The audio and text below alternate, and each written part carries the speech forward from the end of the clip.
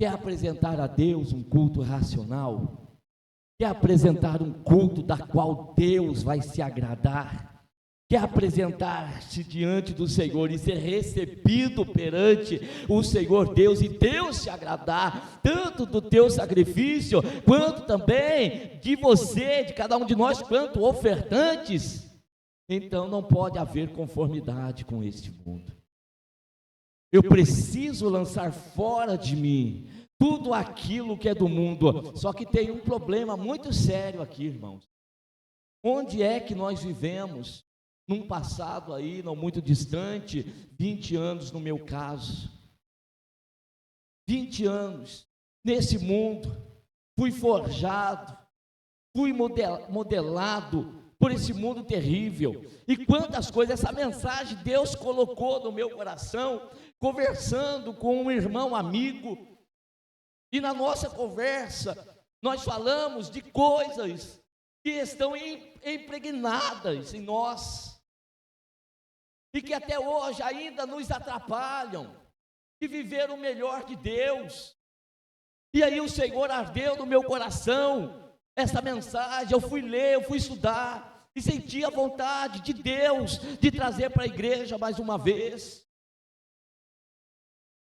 E aqui nessa forma de se apresentar diante de Deus, jamais nós podemos pensar que pelo fato de adentrar uma igreja, Deus já está nos recebendo, nós já estamos num bom lugar, e Deus está se agradando de nós. Não, meus amados, é bom estar nesse lugar, é ótimo, é extraordinário, mas nós não podemos ficar só nesse ambiente, é necessário dar um passo a mais.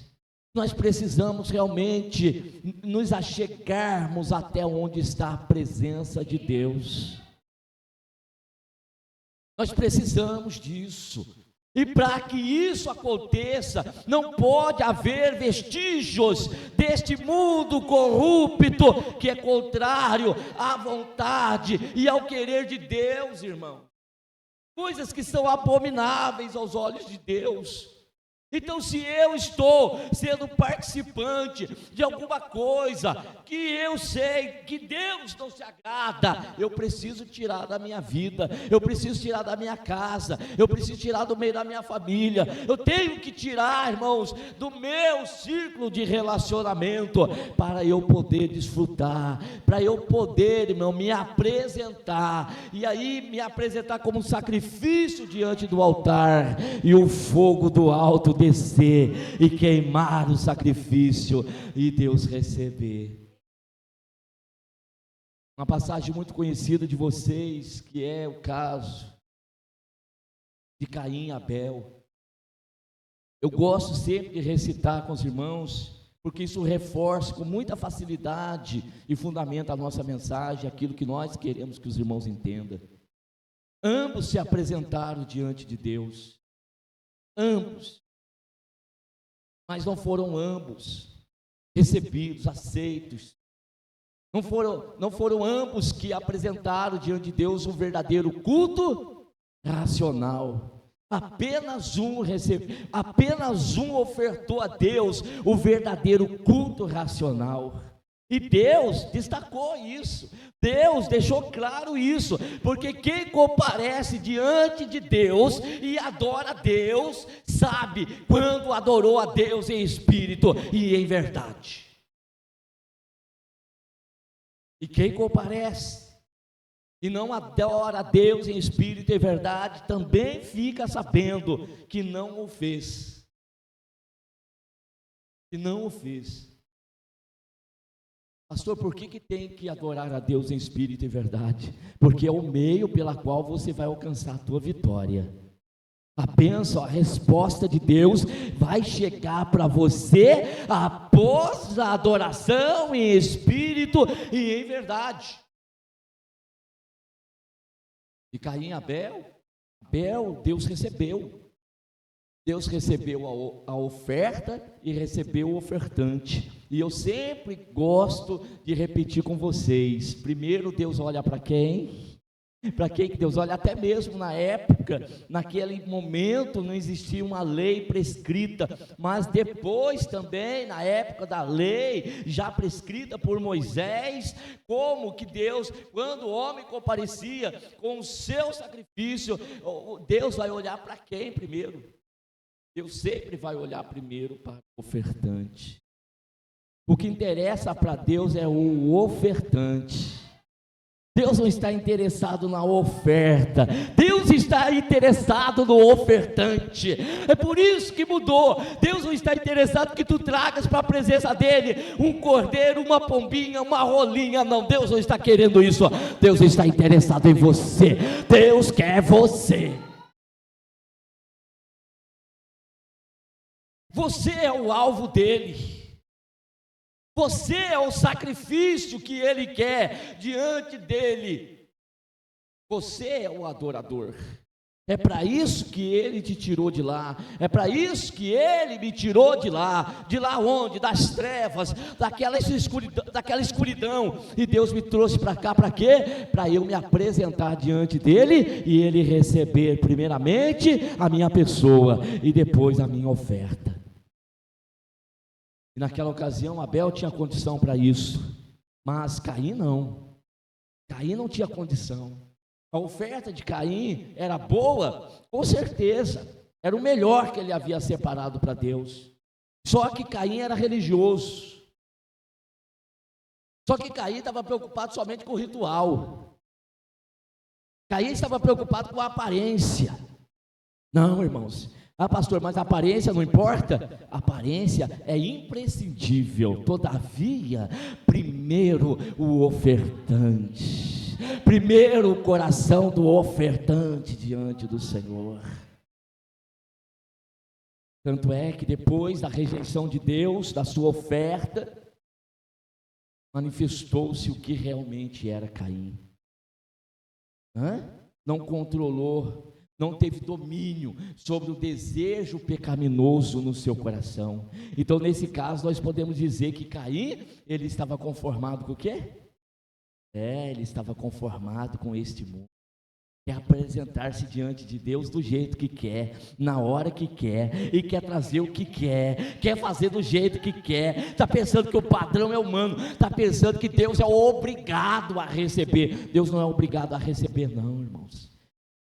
Deus está mostrando o meio pelo qual Ele quer receber. Deus quer nos ensinar. Então, culto racional, primeiro, não vos conformeis com este mundo, não tome a forma deste mundo. Aí a segunda parte do versículo, mas, aí olha a conjunçãozinha adversativa aí, olha ela presente aí, para mostrar o contrário daquilo que foi dito anteriormente. Mas, antes, transformai-vos pela renovação do vosso entendimento. Quando nós falamos em entendimento, nós estamos falando de mente. Nós estamos falando de modo de pensar. É aquilo que verdadeiramente controla todo o nosso ser. Aquele que se conforma com o mundo recebe do exterior e molda é aparente, é o religioso. Quando está dentro de uma igreja é o tal do religioso. Está recebendo, está se orientando por algo que é exterior. Está preocupado com a aparência. Está preocupado em agradar grupo de pessoas. Está preocupado em agradar A, B ou C. Agora, meus amados irmãos, aquele de quem Deus vai receber o verdadeiro culto, que vai apresentar para o Senhor o verdadeiro culto, ele não é conformado, ou seja, ele não pegou forma, ele foi transformado.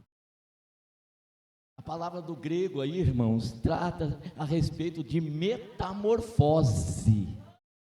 Metamorfose é a mesma coisa de você olhar para uma lagarta lá na sua plantinha, e você está olhando a lagartinha bonitinha lá, e ela vai se alimentando e vai comendo, não sei o que, daqui a pouco faz um casulinho, e depois do casulinho vai sair o que ali?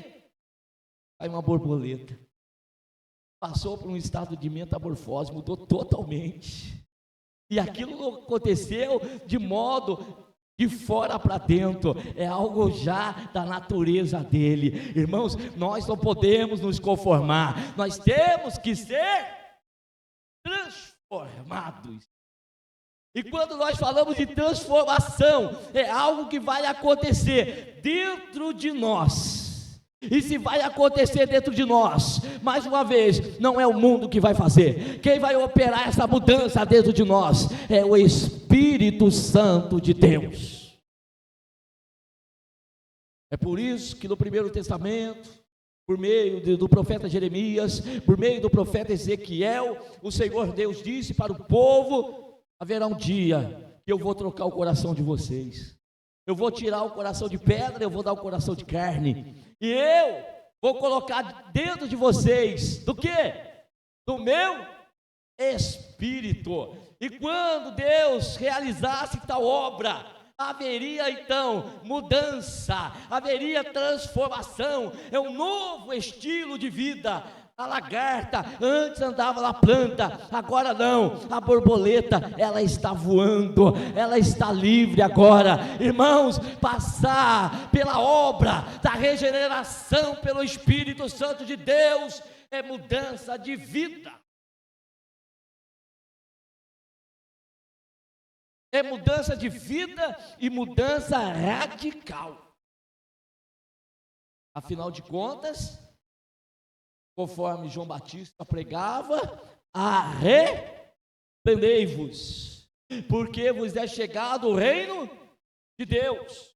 Qual era o reino que nós pertencíamos? Hein? Antes de Jesus, qual era o reino ao qual nós pertencíamos? O reino das trevas. E aqui tem pessoas que estavam mais nas trevas do que outras. Cada um aqui pior do que o outro, né? Não tinha quem fosse melhor. Vamos olhar do ponto de vista, só tinha gente pior do que o outro. Qual pessoa miserável? Observei ontem, Mancarina, lá na sede, foram para a vigília. Eu imaginei, como é que era a vida antes de servir Jesus? Onde que passava a noite? 3 dias para a rua, 3 dias se drogando, 3 dias, 3 noites, se drogando. Não tinha noites frias, não tinha noites chuvosas, nada dessas coisas, né, Francisco? Era companheiro dela lá também? Era? Estava junto lá também? E continua junto. Então, irmãos, essa era a vida miserável que nós levávamos. E aí nós nos impressionamos muito, porque naquela época nós fazíamos coisas ináveis. E quando chega na presença de Deus, aí nós somos tão comedidos.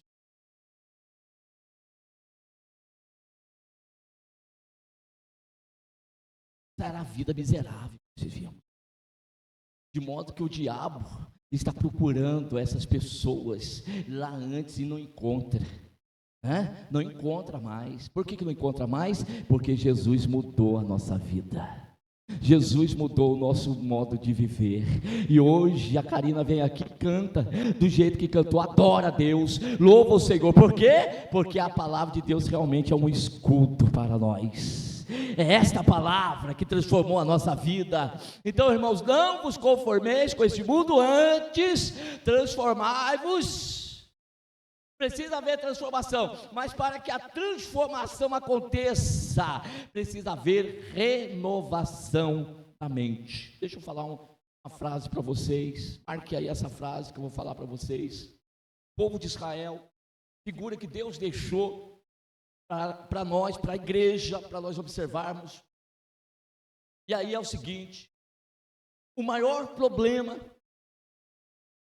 do povo de Israel no deserto Quando eu falo maior problema, é aquilo que mais impedia o relacionamento se aprofundar com Deus. Qual era o maior problema do povo de Israel no deserto? Imoralidade, idolatria? Não, primeiramente não foi isso. Sabe qual que foi o maior problema do povo? Era a mente escrava. Libertos da escravidão do Egito, saíram do Egito, mas o Egito não havia saído ainda da mentalidade deles. O comportamento era de escravo. Qualquer dificuldade que passavam, se lembravam do Egito, se lembravam das panelas de carne, se lembravam dos pepinos, e se lembravam disso. Quando chegaram ao ponto que pareciam que iam morrer, então disseram: não havia deserto, não havia cemitério lá no Egito, porque nos trouxestes para cá, para morrermos nesse deserto. Tudo era o Egito.